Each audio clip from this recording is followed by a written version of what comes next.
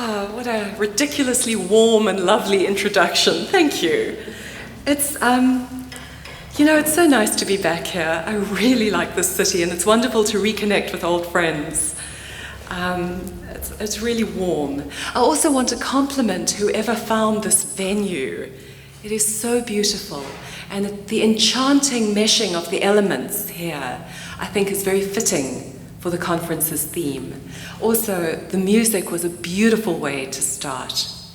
So, thank you. It's an honor to be here, a privilege I do not take lightly.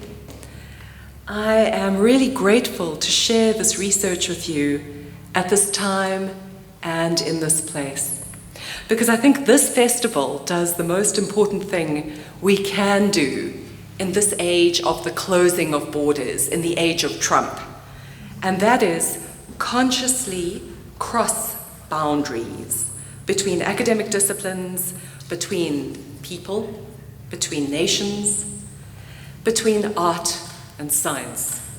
This festival supports the beautiful breaching and breaking of borders and the smashing of walls. But I'm no revolutionary. I'm a historian. And what's important to me is to think about how to write history in the age of the Anthropocene. What do historians do about the apocalypse? So one thing we can do is to tell new stories. I think we need to confront the history that we share with the ultimate others, the animals that live closely with us. And we need to do it in a way that matters, a way that makes political sense. Now, I'm a historian who talks and who takes animals very seriously. And I've devoted my career to telling a multi-species story of the past.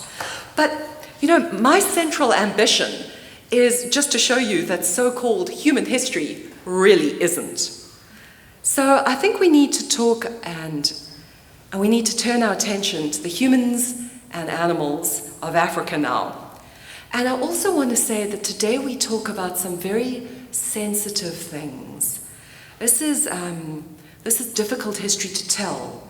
It's complicated, it's layered with uncertainty and with complexity, and it's composed of soft ironies and hard truths. And there are many painful pictures. I would issue a trigger warning, but I think life needs a trigger warning. So I'm unapologetic about telling this story, because I think that telling good history that matters, history done right, has not only the capacity, but the duty to hurt and to haunt, and just maybe to help. So, let me start. There are many ways to kill a cow. In modern democratic post-apartheid South Africa, the slaughter of animals is key not only to the physical consumption patterns of our famously carnivorous society, but also to our spiritual life. It is central to ancestor belief. Of course, the ritual slaughter of animals is entrenched in many of the world's customs and traditions. Indeed, that there is a theory that such rituals had their origins in the pre-Neolithic hunt, and such ritualized chases and killings have been depicted in Paleolithic rock art and cave paintings, which are really the world's oldest archive. But to turn to modern South Africa and to really think about modern Zulu belief systems, and when I say Zulu, I'm talking about an ethnic group from the eastern seaboard, maybe about 10 to 12 million people on the eastern side of South Africa's coastline. What's very important in the belief system is the Amadlozi, and that's the ancestors. And the idea is that the ancestors have a direct influence on the living and can intercede with God, much like in the Roman household lares et penates, or of course, with many Catholic saints. So the living and the dead are connected in an intimate and enduring relationship. Some of the spirits, however, wield a singular influence, continuing to commune frequently with the living. In essence, the dead talk to us in South Africa, and sometimes they tell us to kill. So what does this mean? Communication with the ancestors demands certain rituals. One way to talk is through the slaughter of cattle. Ancestors can be reached through this animal sacrifice at the homestead. And when I say homestead, I mean the village, the kraal, the family setting. You can reach them in times of crisis and celebration. And it's important to note that Christianity and traditional beliefs are not exclusionary. They work together. They complement each other. They're palimpsestic. Nearly all South Africans hold religious beliefs, but by far the majority identify as Christian. It's about 86%, whereas only a tiny percentage, 0.3%, identify themselves as purely traditional believers. But that's not to say that Africans self-identifying as Christians don't communicate with the ancestors. Many do.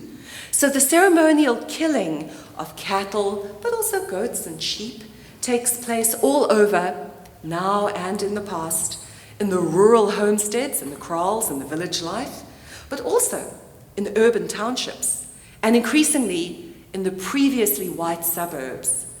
And this is to mark the important life transitions, births, coming of age, marriages, deaths, or maybe for an individual reason, a specific reason, like a cleansing or healing. And as things change in South Africa, animals occupy a new space, physically and mentally. Because of course South Africa is changing, and we need to bear that in mind. We need to look at the democratic transition.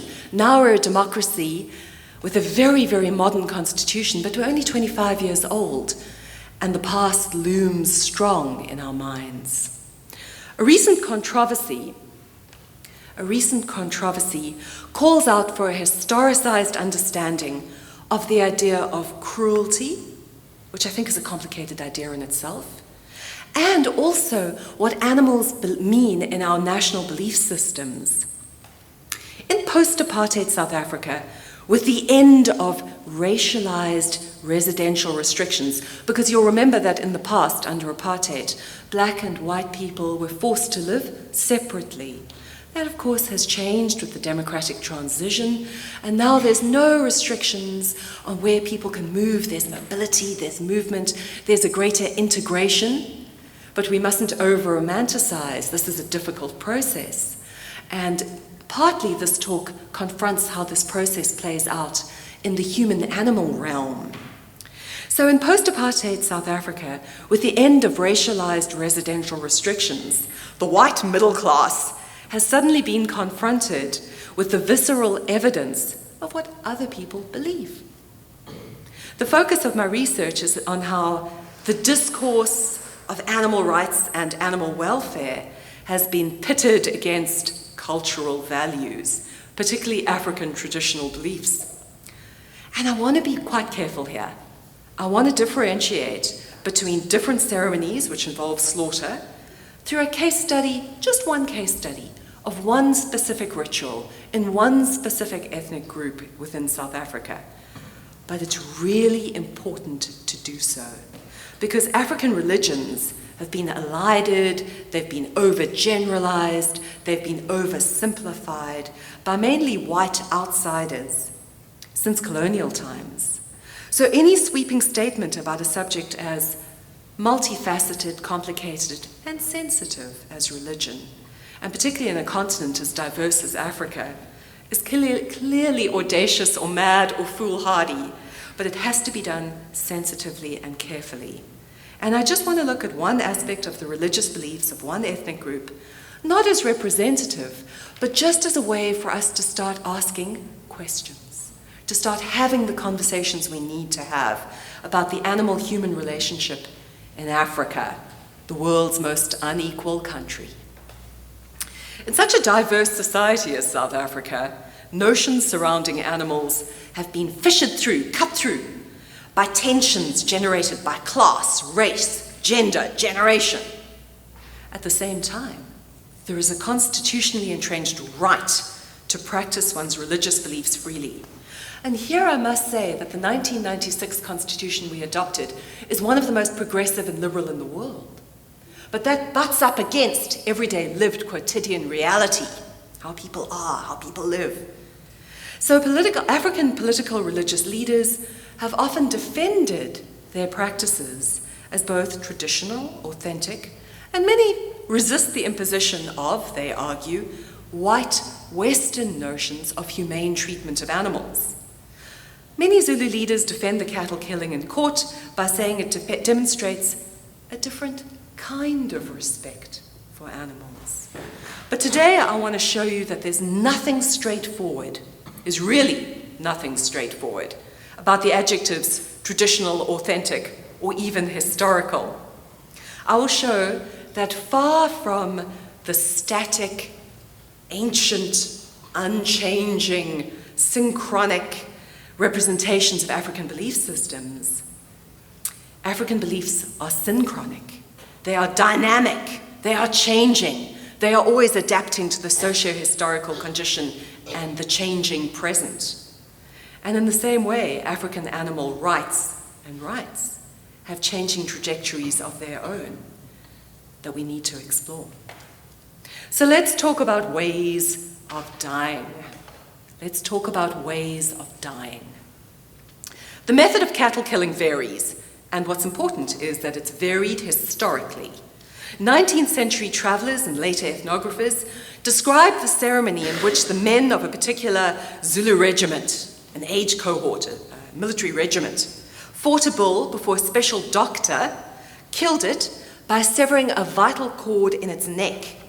But already I've tracked down by the 1960s, there were suggestions that the slaughter method could vary, that the manner could change, and that some instances it can move from stabbing in the side to in the neck, leading to maybe a painless and silent death. But today, silence is not allowed, and pain has become very important, and I'll explain why. The bellowing of the beast shows that the ancestors are satisfied, the Amadlozi are pleased, and they will help the supplicant, they will help the person begging. As the expression goes, a cow needs to cry. It must bellow, it must make noise, or the ancestors will not be satisfied. Now, it's important to remember the changing context of South Africa itself. Things are changing.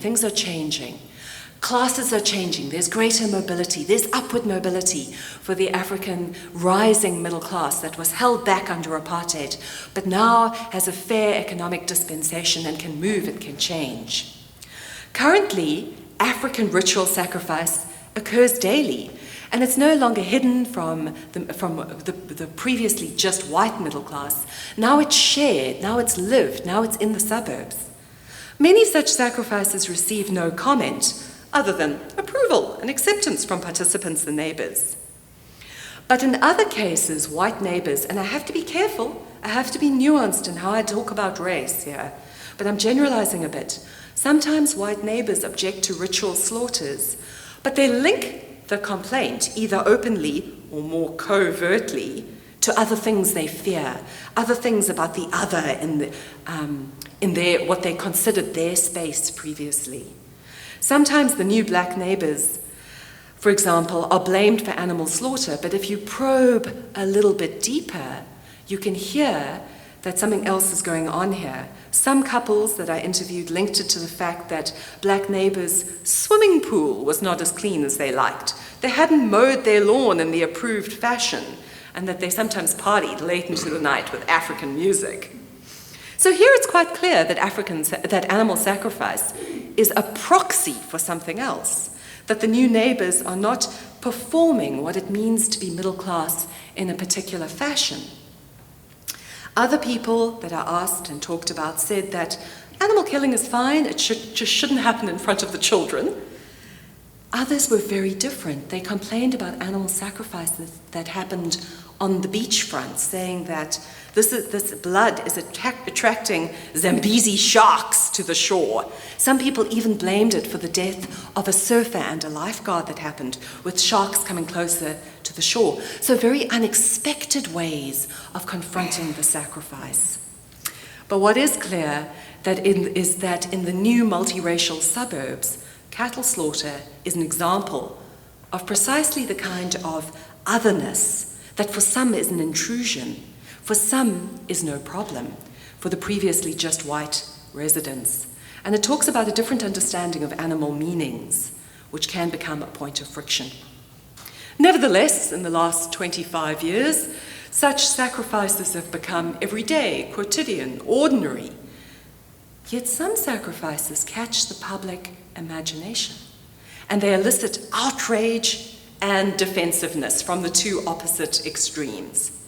For example, there was public outrage after the, let us admit, early release of an African National Congress. The African National Congress is the ruling party.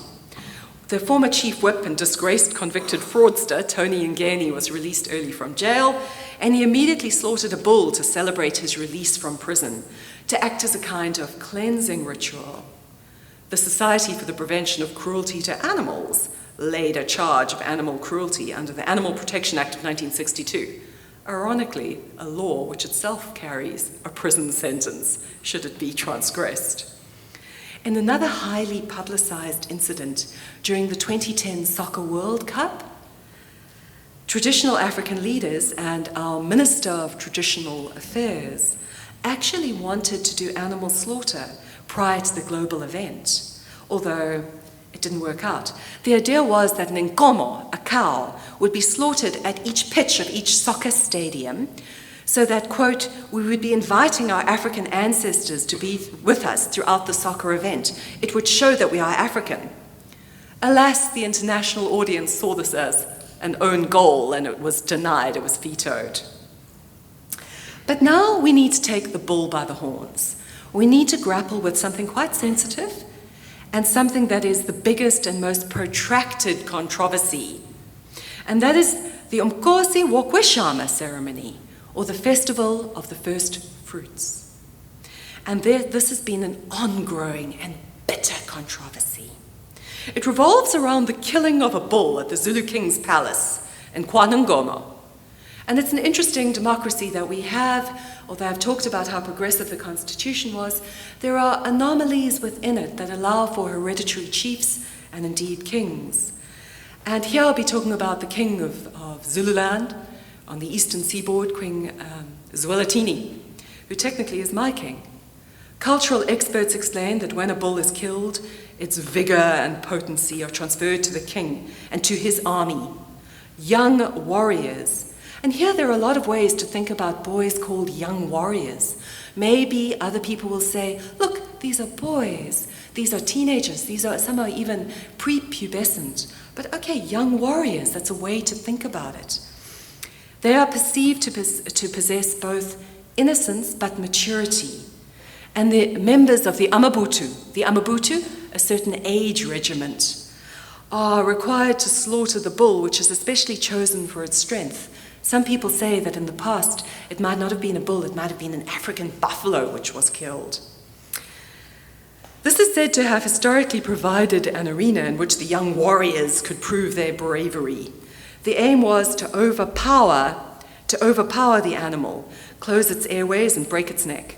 There are mixed reports. Some say the bull was killed as humanely as possible, even given herbs to desensitize it. Others say it took only 10 minutes, that it must be killed in the blink of an eye. But others say no, the bull must be killed intentionally cruelly, because the cow must cry, the bull must make noise. Its eyes are gouged out, it's choked with sand in its nose and mouth, and its testicles are pulled, its tongue is pulled out. And what's really interesting here is that then the young warriors are said to become heirs to the bull's power. And then through their deference, through the respect they pay to the king, the power is transferred to the king, who channels it into defending the realm and protecting the kingdom. So no dismemberment of the bull is allowed, as the symbolic representation of the king is the form of the bull. And as a warrior who once participated in such a killing, he declared that bare-handed killing is mandatory as a sign that no violence will engulf the nation. A self-styled culture broker and expert on such things argued this, and I quote, "From ancient times it was believed the power of the king wanes, it gets weaker. So in olden times the king was killed and a new king was installed. The modern practice developed of killing the king only symbolically, so that his power may be regained and he would be revitalized. The Zulu royal house, the House of Zwelithini, argues that the killing, and significantly the manner of the killing, are both unchangeable, unalterable, and the Zulu people cannot separate the killing of the bull from the ceremony, because they have to have a healthy as well as a powerful king. A slightly different interpretation of the ritual is that by killing the beast, the young men develop a bond of brotherly comradeship, which they then should transmit to others in their amabutu, in their age cohort, which strengthens manhood in the kingdom and stops them fighting each other too. After the bull is killed, a nyanga, a traditional healer, removes its organs and mixes it with secret herbs, and this is given to people to drink, and its flesh is given to the young warriors. The rest is burnt. It is said that the citizens are not allowed to consume the first corn or the first fruit before this is given to the king. So the festival thus serves as a thanksgiving to the king, but also to the higher power, to God. They say this ceremony, like many others, was suppressed during colonial times, first under the government of the British and later under the apartheid regime. But this is not in fact the case. Actually, this is not true. Such ceremonies were revived under the apartheid regime because that was apartheid's game. Apartheid's game was to pretend that ethnicities were radically different from each other and that ethnicities were unchanging. That was the little way apartheid intended to keep the race groups separate, to divide people, and thus to rule them in this polarization of white versus black, but also black versus black, with different ethnicities encouraged to be different and antagonistic to each other. That was apartheid's politics. So it wasn't actually the case. Actually, ceremonies like this were revived under apartheid. And in fact, under the state-sponsored apartheid regime, TV programs, like there was this serial called Shaka Zulu, showcased such ceremonies. And in fact, those of you old enough to remember, I think it's 1964, Michael Caine's first film, Zulu Dawn, showcased a ceremony much like this. The current king, King Goodwill, actually revived the ceremony as recently as the last decade because it elapsed a little bit for the generation before. He said it was to jumpstart among his subjects a revolution against starvation, joblessness, and poverty. And he even combined two ceremonies together to create this new one. One learns this from the king's website. He has his own website. And certainly the cyber world reacted very strongly to the ceremony of the First Fruit Festival. There was an online petition, a lobby group by Animal Rights Africa who brought a court action to the High Court to try halt not the killing, but the manner of the killing. They said that it was the contravention of the Animal Protection Act and South Africa's international obligation in terms of the Code of the World Organization for Animal Health, to which South Africa is a signatory. Other protesters included PETA and representatives, I think this is interesting, of other African countries, including Somalia, Uganda, Egypt, the DRC, Nigeria, Ethiopia, Tanzania, and Zimbabwe, who called on Parliament to denounce it as unbecoming to the modern face of Africa. They even petitioned the ultimate moral authority of the modern globalized world, arguably the new Buddha and the new Jesus of the 21st consumer society wrapped into one, Oprah Winfrey. But alas, Oprah did not want to get involved. International outcry remained in the virtual cyber realm, but locally animal rights groups said that their action was taken on behalf of the bull, which has a kind of moral agency outside of cultural arrangements. They made the point that the king's own website acknowledged that the ritual was resuscitated, so it couldn't be claimed that the killing was a necessary part of Zulu culture. Also, having a website illustrated that cultures could change. They said they certainly respected the cultures of others, but they wanted to talk about inclusive justice and the recognition of animal rights. So they asked the court to stop.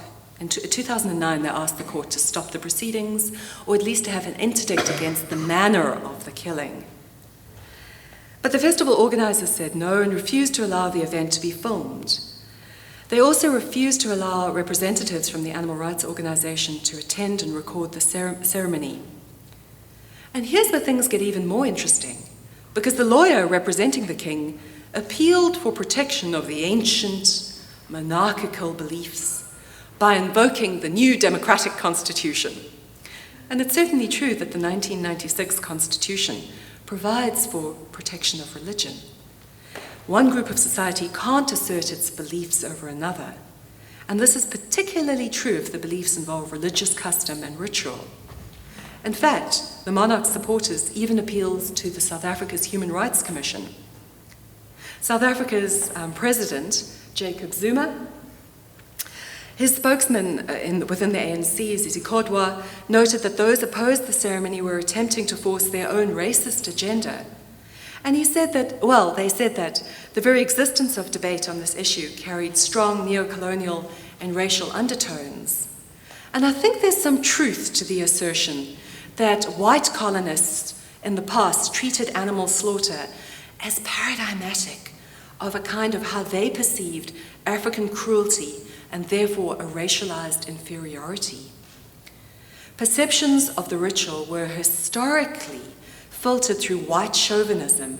There were these binaries of white-black, humane, cruel, white religion, African superstition. So this was done, I think, quite intentionally, ideologically, so the colonial, the settler Europeans could imagine their own civilization and modernity as superior in contrast to the superstition of Africa. And this has left a lasting legacy in the popular imagination, which buttressed a toxic taxonomy. And I think we must concede that and grapple with that. But Kodwa went further, conflating religion, culture, hereditary absolute rule, asserting that the king is the custodian of culture.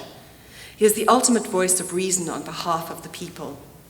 In fact, many African letter writers to the press urged that those who even questioned the custom should just leave Africa. If they feel it is cruel, the exits are open, from airports to harbours, Cape Town to Joburg and Durban. Just go. Well,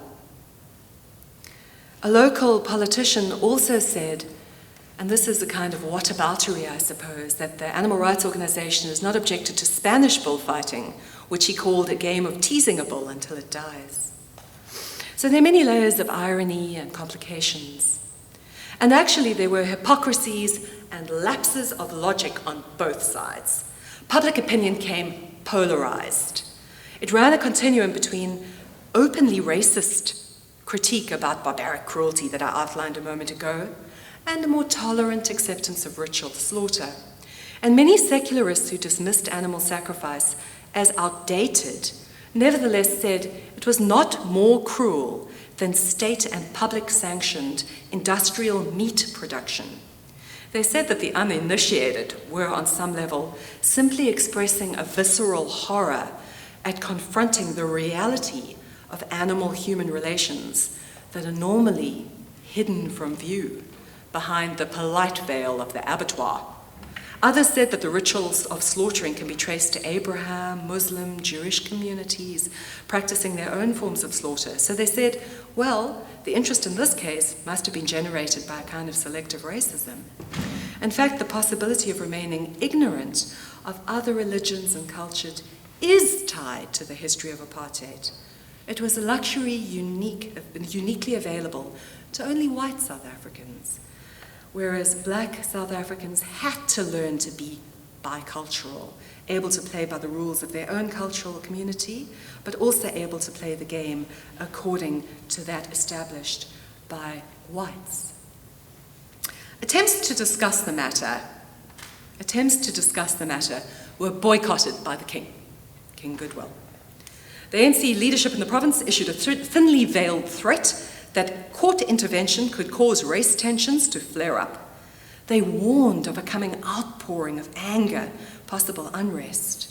The king's spokesperson said, "We view this court challenge as nothing but a religious persecution." But it went to court, and it was interesting.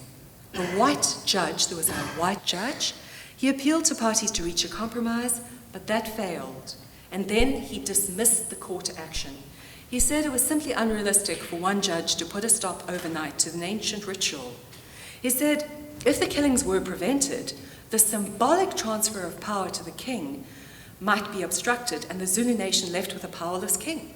Civil disobedience, uprising, unrest could result.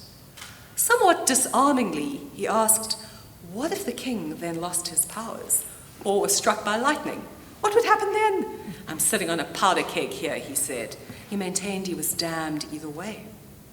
After the judgment came out, the Zulu king himself allegedly likened the court action to, in the past, the destruction of the Zulu kingdom by the white colonialists. In his speech to thousands at the ceremony, he did say, "But we won." He called for cultural unity among Zulus, and he castigated, he criticized, he called out the so-called Izimpimpi are the traitors, the quislings. But the word Izimpimpi in South Africa is not a joke. Under the apartheid regime, those complicit with the white apartheid authorities would be called Izimpimpi, and very often they were killed, often by very brutal means, by the so-called necklace, which was a burning tire placed around the subject's neck until they burned to death. So Izimpimpi is not a joke, it's a real threat. It really means something in this context. Journalists were instructed to leave just before the slaughter. Cell phone cameras were banned. So the pictures I show you now are actually from a much earlier ceremony from 1995, where I was able to just give you a flavor of what it might have looked like. Then it seems that he promised a prize to the most skillful slaughterer of the bull. It seems that then, once the bull had been separated from the herd, members of the regiment, the Amabutu, gave chase, but the bull eluded them, escaping from the kraal, because bulls have agency too. This enraged the king, who chastised them as mama's boys.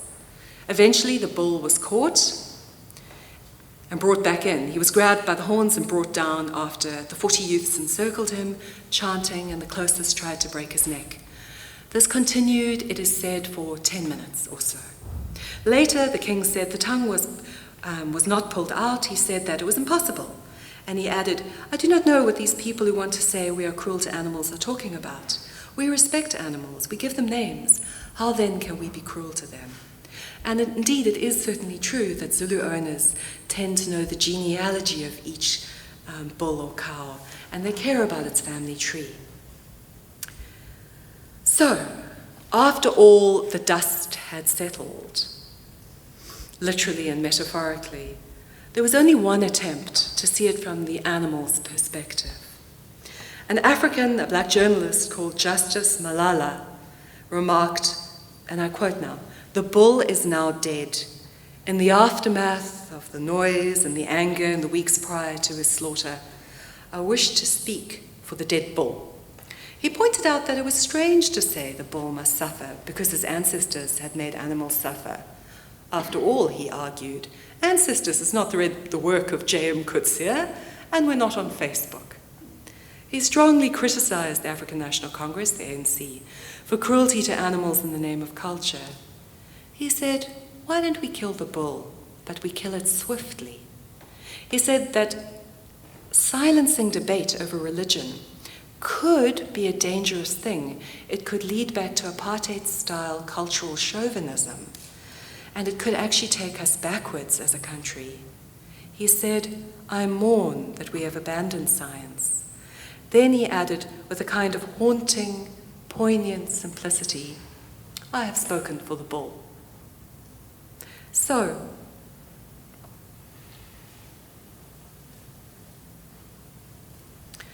an academic can ask several questions about this story. One can maybe probe the crude deterministic language used to describe culture, tradition, and religion, as though these human social constructions were either homogeneous or synchronic or static. One can ask, who makes someone a cultural expert? Why also allied Zulu language and ethnic identity? One could ask whether a festival that was revived and, of course, in the process altered, is necessary for cultural identity. One can ask why culture and religion can be used interchangeably. Also, if it is true, as is increasingly recognized by research internationally, that violence against animal may in some cases be a forerunner to violence against vulnerable humans, should we encourage any cultural tradition that has in it violence? It's just a question for asking. Does inhumane killing maybe desensitize one to violence against humans? There are still hypocrisies, slippages, and contradictions in the modern South African democratic state. Traditional practices and human rights are enshrined in our new constitution, arguably the most progressive in the world. But so is hereditary kinship, being born a chief, being born a king, polygamy, patriarchy. So we need to also ask questions about how religious festivals might actually reinforce centralized, patriarchal, or authoritarian leadership. Of course, at the same time, we must condemn the smug, barely concealed bigotry or secular over-dismissal of religious beliefs manifested by some who opposed the ceremony. So what do we take from this messy, complicated story? Some key points have emerged from these narratives of slaughter. Perhaps one might argue that the secular slaughter for mass meat consumption is arguably just as cruel as this festival. After all, factory farming and the industrial cattle production, it is not only the death, but the life imposed on the animal that is cruel. A bloodless packet of meat in a middle-class South African supermarket appears innocent and innocuous, but it is the end product of ruthless factory farming. Middle-class urbanites assume we will have sympathetic, non-utilitarian, and non-violent animal relationships. But maybe factory farming is more brutal. There's just a different expedient. The ritual bull killing appears to be going out of its way to be cruel, whereas factory farming is merely incidentally cruel as a cost-saving device. In the middle-class public imagination, there is a great distinction as to whether the animal is slaughtered on the altar of the ancestors or on the altar of capitalism. The other key thing to remember is that animal-human relations serve as proxies for relations between different human groups, castes, classes, ethnicities. Respectful and respect for animal rights and treatments may be presented as seamless in homogenous cultures, but we have to ask questions. Animals are still fundamental in the human search for meaning and purpose, in the understanding of our relationship with gods, ancestors, and with other people. So reactive deference for culture and religion might close down necessary critical debate. Equally, multiculturalism, asserting the moral principle of respect for the principle of the rights of others to believe and practice diverse things, is not the same thing as relativism.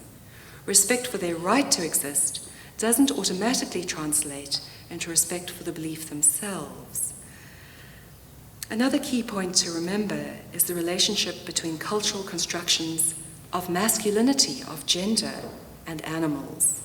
What is the effect on a boy who may be asked to hurt an animal so as to become a man? And of course, I would urge that we approach this in a nuanced, respectful way, that we never dismiss anyone's belief systems or anyone's past, but approach it with the careful analysis of a historian. I think that we should avoid the two traps forced upon us by apartheid thinking that cultures don't change and thinking that cultures are radically separate from each other. There's no such thing as a homogenized, discrete culture. Cultures overlap and intersect, and they change over time. Historians are sometimes confronted about talking about other people's pasts. Sometimes, as my students say, you should stay in your lane. But I don't think there's such a thing as other people's history. There is only the past we all share. So, in conclusion, why does it all matter? The reason why historians need to tell these stories is to remind us about a thing called change. The greatest strength we have as historians, our secret superpower, is the ability to take an apparently immutable, unchanging, existing status quo and show that it was not always so. We can look at the present and expose the seemingly natural order or ancient cultural order for just how unnatural, how anthropogenically constructed it is. We can show how recent or how changeable it is. After all, a key value of learning about the past is to defamiliarize the present. If we can make the ordinary strange, if we can simply show it was not always thus, we can do something powerful. To know that it was not always so can empower humans to challenge the existing order that we are otherwise taught to believe is incontrovertible. If it has changed before, it can be further changed. And this is the quiet activism of historians. It's how we fight for democracy and for justice from our archives and our armchairs. It's the revolution for people who like libraries and who are prone to wearing tweed jackets. So let me tell you one last story that helps us understand this change. And really, this is a story that I've heard from so many people. It's a story that is whispered. It is a story that is laughed over, gossiped over, told with worried eyes. It's a story that could even be apocryphal, but it's an interesting story. And it really underlies the lie of the purportedly static nature of human-animal relations in our spiritual lives. So it's a story told about a so-called black diamond. Now, the black diamonds are a fascinating development in South Africa.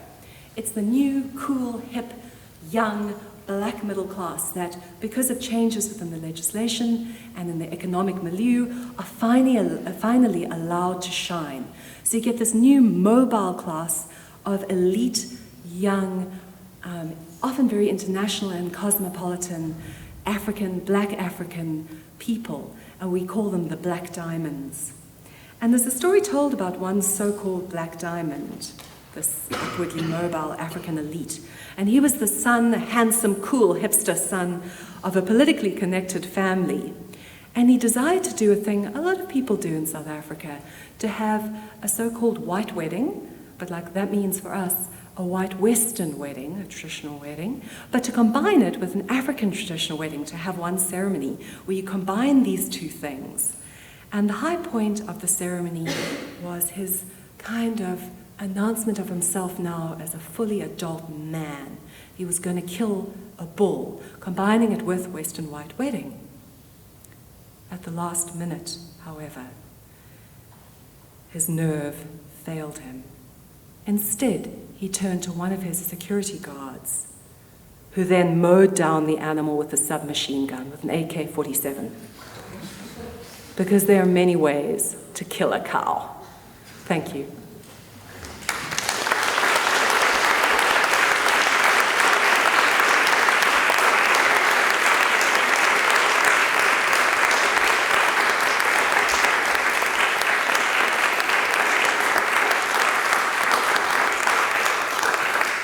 Thanks so much, Sandra. This was really interesting, and I hope it awaked a lot of thoughts, and I hope you have some questions maybe to Sandra. We could start. I'd be delighted to get some questions, or anything perhaps I didn't make clear, or anything that didn't quite make sense. I would have a question. I think I tried continuously to sort of think about where, sort of from our own society and how global this is, and then it was nice you took up the example, of course, of the bullfighting in Spain and so on. But can you sort of open up that a little bit? I mean, how general is this, and how should we think about it? I'm so glad you asked that. It's quite dear to my heart, simply because my dad, who died a few years ago, bless him, he always said he's not a rich man, but if ever he won the lottery, which by the way was very unlikely because he was too stingy to get a lottery ticket, he said if ever he won the lottery, he would send an African buffalo to Spain to sort those oaks out. So that's quite dear to my heart. And I was so interested in how it became something South Africans started talking about. Because, sure, we were pretty insular and parochial under apartheid, but in the last 25 years, we're quite almost self-consciously looking out for other examples. So I was very intrigued when it was actually an Inkatha Freedom Party politician who latched onto that and said, wait, no white person critiques Spanish bullfighting. Of course, that is not the case. There's a very lively, of course you know, there's a lively global attack. It's not just my dad who feels that Spanish bullfighting is a cultural tradition that has outlived its usefulness in the modern world. But I found it so interesting because that I don't know if people agree, it very self-consciously links a kind of masculinity with the killing of animal in a very particular performative way. So I thought, how useful, what a good starting point to open up a discussion of how we South Africans are performatively killing animals. And of course we can't limit it to the slaughter of cattle. We're a society that hunts. We hunt a variety of game, very often game that cannot be eaten, and very often this is linked to a kind of, if you can call it, a blooding, the coming of age of a young man. So I thought this was going to productively open a whole suite of discussions. What I found really interesting was that it closed down discussion. It was almost like, okay, point made, let's close this discussion down. Because if it exists somewhere else, therefore it is almost like it's okay to do this. So I found that, I won't say it's disappointing, because nothing is disappointing. To me it is interesting analytically, but it was really revealing how it closed down the discussion. And maybe that's because South Africa still suffers from a little bit of what we call colonial cringe. If it happens in Europe, it must be okay, which of course is not the case. So thank you for that question. I think, it's something we still need to, comparative, cross-cultural, anthropological, ethnographic, and historical comparative studies. Where's a nice graduate student who can do this? Anyone who's just finished their doctorate maybe recently, Hedda, could look at a really nice comparative study of masculinity historically and how we slaughter performatively.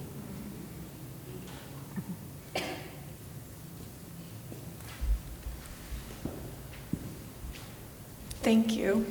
You made me feel proud to be a historian in the end there too, so I'm taking some confidence from that.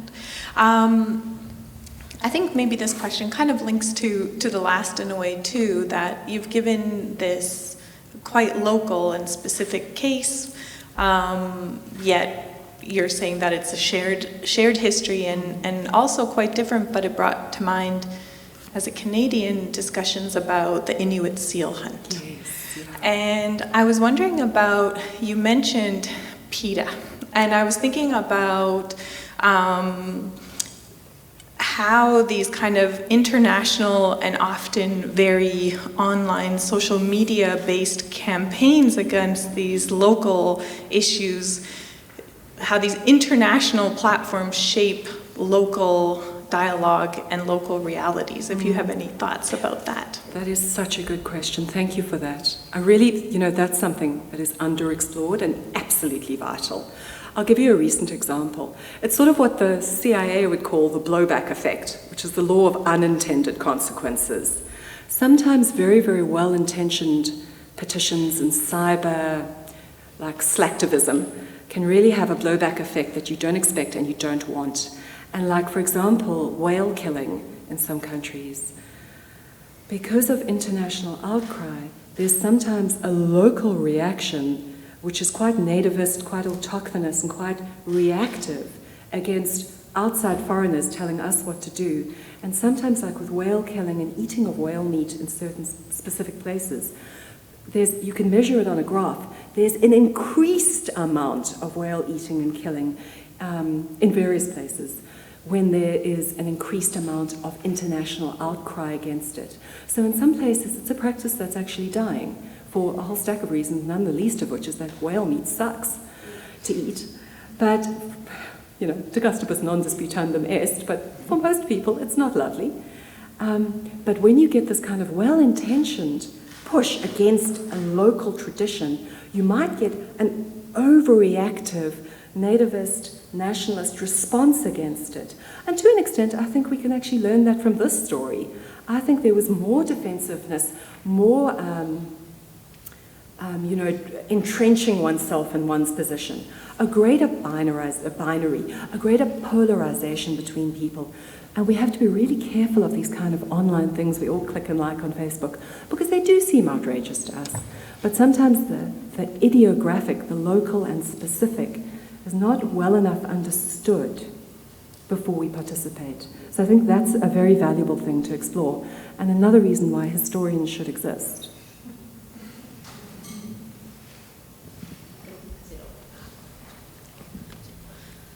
I would like to ask if there is any feminist view on that topic.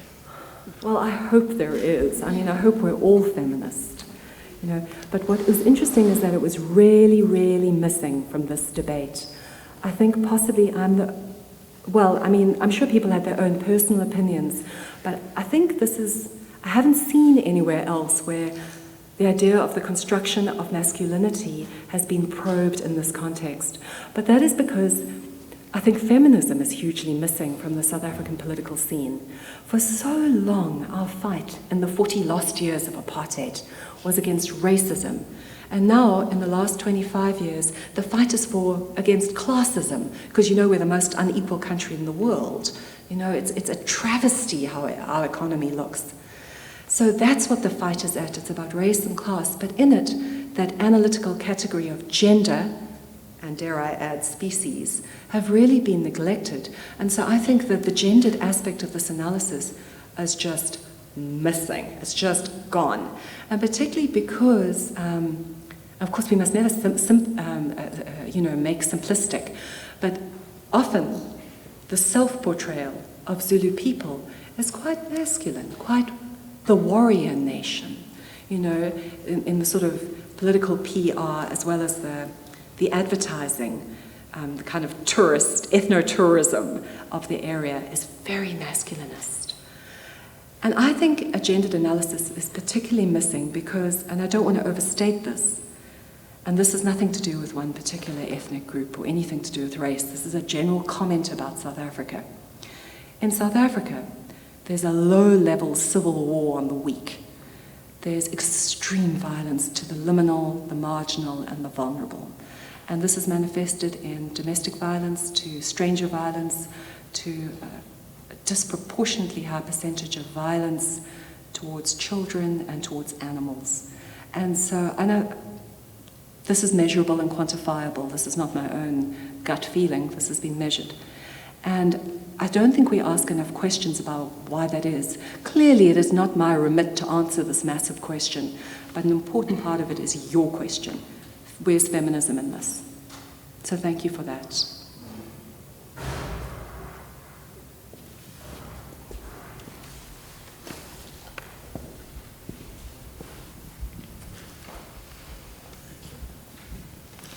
Is it possible to compare quick cruelty and slow cruelty? Oh, gosh, I love that. Heavens, I love that, and I'm going to steal it. Because obviously it's a very good analogy to use for the industrial cattle production market as maybe slow violence, and the quick violence is the ritual killing. But I think that I could even make a bigger argument for the slow violence of the cancellation of our future if we don't stop the intrinsic violence of our society. And here I am talking specifically about my own society, about South Africa, but maybe also the slow violence of the Anthropocene moment globally. So really, I mean, I'll attribute this to you in a footnote if you like, but I'm definitely stealing that. Thank you. Oh, thank you very much for this splendid speech. It's me speaking here. Hello. My name is Ruth Ilman, and it was extremely interesting and also alarming to listen to your presentation. I think you gave us an apt example of what we today call wicked problems of the world, which is these things that we cannot solve by simply knowing the biology or simply knowing the political situation or simply being religious scholars or something like this, but it really grapples on with inequality, environmentalism, human rights, animal rights, the masculine and the feminine. So you could pick up so many different dimensions, and I think for many of us, we get this feeling like, whatever can I do to ever grapple with these really wicked and large issues in front of us. And of course, being a part of the organizing team of this event, what we've been striving to do is to somehow bring scholars from different fields and then the arts, so at least we could see different dimensions of this problem. But you also said, I think, quite,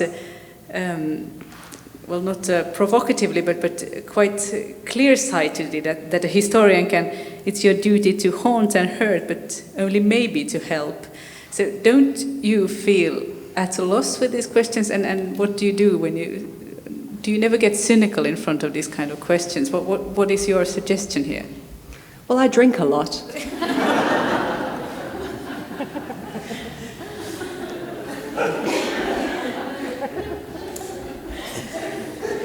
No, for real. No, just joking.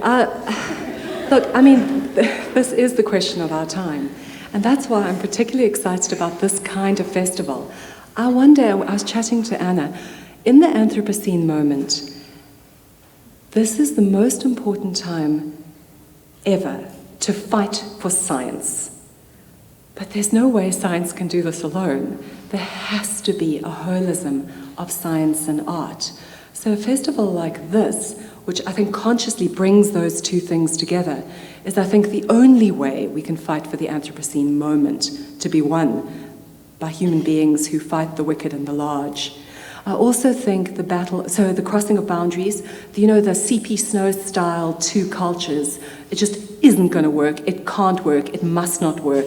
It got us here. And so this has got to be a thing of the past. This kind of thing, rather than a conventional academic conference, is the thing that's actually going to change hearts and minds, and therefore policy. So this is part of it. And on an individual level, this is not an impossible thing to do and makes a massive difference. After that, I think we need to make decisions. And we need to triage what we do, because human beings are burnt out. Academics do too much. We are swamped. All human beings, not academics, are really coping with a lot, with a deluge.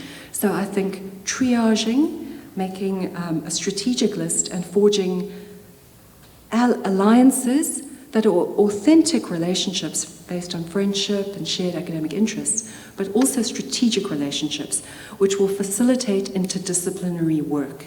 Because only the interdisciplinary can work at this moment, I think, to take us forward politically. But that doesn't mean that you have to train in everything. It just means that you have to make the right alliances. Like Anna and Otto, forging historian, ecologist, making the right kind of political moment work through this kind of forced interdisciplinarity and multidisciplinarity, which are two different things. And I think really that's the way to go. That's the strategically political thing to do. Because individually we can make a difference. We know we can make a difference. Individuals who band together are the only thing that makes a difference. Hello. Hi, I'm Mirko Nikolic. Thanks so much for the presentation. Billion questions, but just one now. So how does this... can you just tell us a bit more how does when you do this at your university, what kind of discussions do you have? What's the space of classrooms for this this kind of? How do you see these discussions happen and what kind of politics happens when you talk about this back home. The university. Well, I think that's a good question. It's often wildly unpopular. You know, I wasn't kidding about being told to stay in my lane. You know, that old school of thinking that almost like each nation, each ethnic group needs its own historians. Now, of course, as I so often explain to my students, that cannot work. Human history is shared. And also, to misquote Kipling, what can we know of our own group who only our own group know? You can only understand things in comparison. Also, it is a complete myth, of course, that cultures have ever remained homogeneous or discrete, separate, entities, almost like things sealed off in Tupperware. This is not the case. Africa is the cradle of humankind. I mean, we go back to Australopithecus 5 million years ago. That's how long we've been sharing a history. So in essence, we are all Africans. So for me, it is nonsense to try and disaggregate who may speak of which pasts. I do think it behooves us to be very careful and respectful when we deal with a past that is not recently our own, perhaps, or that other people may not consider our own. So you have to be cautious and you have to get the facts right. And that's difficult and it's complicated, but I don't think it's impossible. I also think that the subjective and the objective can be usefully butting against each other, so that people who consider themselves culture brokers for a particular ethnic group or race group or community can butt up against self-styled objective academics. Of course, we're not particularly objective, or even, dare I say, particularly academic, but it's very good to have the conversation. So what I've found in different venues, sometimes, when you talk about research like this, you really wish you hadn't, because it opens a Pandora's box, and it can really be a hurtful experience. Let alone that, some of these pictures, I think, are fairly traumatic to people. I think it's painful, I think it's sore, and one debates whether one should actually show them. But I think you should. I think we historians are pretty robust creatures, and I think that there's nothing that should be hidden from an audience. So what I can say is I've very often received approving nods, I've received incomprehension. I suppose it can be seen as a bit of perhaps overly political for historians who are very old school and feel that it is beneath one, as Bishop Stubbs would have said at Oxford in his inaugural address, that one shouldn't comment on politics. Heavens, quite infra-dig. But I don't think that we have that luxury. I think we need to get our hands dirty. So thank you. Thank you very much for this highly interesting and thought-provoking presentation. Thanks. My question is twofolded. First, I was wondering if this animal slaughter could be understood as a counter-reaction to what happened during apartheid, when people could not live where they wanted and they did not have perhaps space for animals. So is it now a reaction to take back what was once taken away from us? And I actually already forgot my second question, so I asked the first one. While you think of it, let me answer that. I think that's how it has been played. I think that's how the king would like us to see it. But in fact, this festival was pretty lively under apartheid because it served the purposes of a lot of culture brokers who were trying to insist that Zulu people were radically different from other people. And also it played into the hands of those who would see Zulu culture as pretty military. It was a time, as you know, under high apartheid, it was a country torn apart by factional fighting, internecine warfare, and highly militarized. It turned out later that the apartheid regime was funneling weapons and military advice to the Inkatha Freedom Party, to many people who would call themselves Zulu nationalists. I mean, there were many Zulus who opposed it, of course, but many embraced it and took advantage and wanted to portray as a very militarized society. So this kind of revival of the Amabutu, of the age cohort, of the militarization of the regiment, of the militarization even of quite young boys, actually was pretty lively in the dying days of apartheid, counter to what we might think. So I think that maybe it has So that answers that. But I also think possibly it's been revived and regained in some places that were denied animals under apartheid.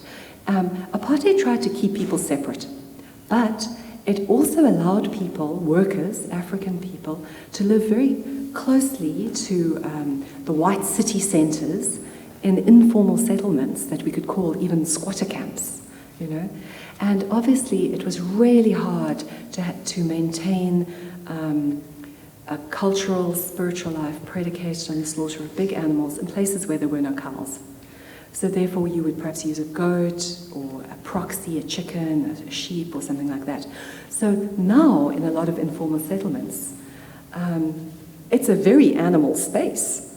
When I drive to Cape Town on the freeway, there's a bridge that goes over the freeway. And very often as I'm driving from my very urban space to my very urban space, I see a herd of cows walking above me over this bridge. And those are cows kept in an informal settlement precisely for this kind of ceremonial occasion. So that is something we've seen the rise of in the last 25 years. So yes, absolutely right. You've remembered the second half, haven't you? My second question, which I now remember, is if there is any critique from within the South African society, because I'm thinking South Africa is a very religious society with strong evangelical churches. So is there any critique from the local churches? You mentioned the animal rights organizations, but what about the religious ones? Oh, that's a really interesting question. None that I saw. 86% of people self-identify as Christian, but that coexists even with evangelical Christians with quite often a strong belief in ancestors, amadlozi or whatever. So no, I didn't see an outcry. I might just have missed it. I did see an outcry from many, many black Africans, including Justice Malala, who spoke so poignantly about the bull. But I didn't see it from a religious Christian perspective, possibly because actually if you read the Bible, there are many lively passages about animal slaughter, so it wouldn't have been the best alibi in many ways. So no, I didn't see that. Most intriguing. The difference, what's the role of the species here? It's cows, sheep, and so on. Do you know if the characteristics or if the actual species, and there's proxies you said, and how is this played out? What's the role? This I find very interesting. With the goats and the sheep, not so much. But the Zulu have an amazing, if you're into that kind of thing, cow called the nguni that has recently been, under the apartheid regime, it was very often just dismissed, scrub cattle, mongrel animal, it's just African cows, really. But in the last 25 years, this breed has been reclaimed. It is now quite an expensive animal to invest in. It's absolutely beautiful. I mean, depending on your taste. Here you see some nice examples. I want to see if I've got any really nice Nguni cattle for you. And cattle are very much, here's a stunning example. Cattle are quite central to Zulu culture. It really is an important part of the cultural practices and belief systems in other ways. So the kind of reclamation of the Nguni breed, which parallels a kind of African Renaissance, a rediscovery of the local pride in African stuff, has been very, very intriguing. There's a beautiful book called Abundant Herds, which delineates how each of the different markings, and the markings are very, very distinctive, may be understood in terms of individual cattle genealogy, but also in terms of stories, of myths, of legends, of particular understandings of this specific subspecies, if you call it a subspecies or breed. So I think that's been quite interesting. The other interesting thing that sort of comes up about cattle is something I thought perhaps I'd have time to just quickly tell you about. I think you have. Have I got 1 second, 30 seconds? More than that. And that's the strange case of the missing statue. Now, I don't know if anyone's been to Durban, where I come from. Anyone been to Durban? Anyone? Yeah, you have. Oh, you have. Fabulous. Well, in Durban, there was commissioned a multi-million rand statue commemorating the legendary Zulu king, King Shaka, who really was like a fulcrum in establishing the Zulu nation. Very, very important. And the statue was put up to celebrate this warrior person. And there are other airports around the world that does this. Anyone been to Ulaanbaatar in Mongolia? It's called Genghis Khan Airport, and they've got all sorts of statues and commemorations to the great Genghis. So a similar thing in Durban, and the idea was to celebrate this warrior. But the important thing was to locate him with his cows, to put him with his cows. So this multi-million rand project was set up, and here he is. And at first there was excitement about that. But for those of you who have been to Durban, you'll probably tell me, but Sandra, I did not see that man there. And you're absolutely right, he's gone. He's absolutely gone. Because what happened is, people said, this man does not look enough like a warrior. He's a man tending for cattle. And here it's a bull, it's a beautiful Nguni, it's a cow as well. But the idea was that this was not masculine enough, this was not militarist enough. And so now, while we wait, and then there was all sorts of political controversy, can we afford to get a more warrior-looking guy? How would that look? Where's it now? And then, what with one thing and another, there were all sorts of funding problems. So while all this is in abeyance, we only have the cows. We always have to ask, where's the beef in South Africa? You talked about the prices of the beef, that they are pretty expensive. Yes. And how does commerciality come into the ritual? I would be very interested in hearing a couple of words about that. Interesting. The commerciality of all these rituals is very interesting. You can make a pretty good living being the supplier of ceremonial cattle or any livestock in an informal settlement because they're so crucial at important life moments, be it to announce a death, a birth, a marriage, or a cleansing ritual. So it's not something you can really do without in normal everyday life in the informal settlement. And because these things need to come at a premium, it certainly is a good way to make a living. The other important thing, and this actually affects young people a lot, is lobola, which is the bride wealth, the bride price paid when you're about to marry into a family. So the groom's family has to save for long, or the groom himself has to save for a long time to afford the price in cattle. Sometimes it's just paid in cash nowadays, but officially it is supposed to be paid in cattle to pay the bride wealth, the bride price, for the incoming, for your bride-to-be.